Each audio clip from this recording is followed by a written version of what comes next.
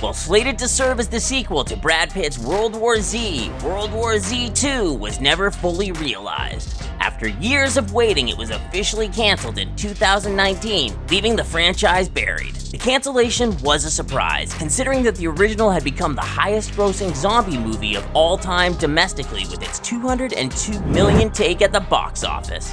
It left Pitt to move on to other projects including Bullet Train, Babylon, and The Lost City, as well as many other movies he produced. Pitt may have moved on with ease, but the mystery behind the World War Z 2's cancellation remains. With such a highly successful predecessor, it's rare for a sequel to be canceled so abruptly. Not too much is known about the movie, but what is publicly available is certainly worth consideration.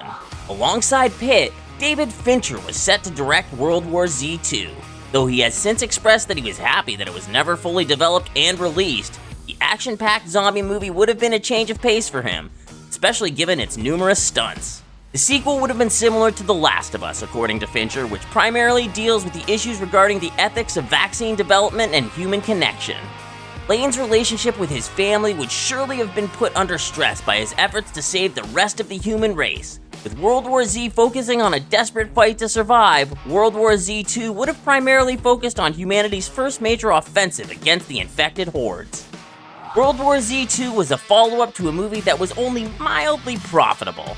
Generally, Hollywood needs to secure a box office return that is 2.5 times the overall budget. With a budget of $190 million, World War Z needed to secure a budget of $475 million to begin breaking even. The movie made about $65 million over that threshold, which was a success, but it paled in comparison to other big-budget movies, like 2013's billion-dollar hits Iron Man 3 and Frozen. World War Z is unlikely to ever be revived, as Brad Pitt and David Fincher have both moved on to other projects. If it ever does return to screens, it would likely need to be a reboot rather than a continuation, which would be great, because the films didn't capture what made the original book so special, and the Max Brooks book deserves a proper adaptation.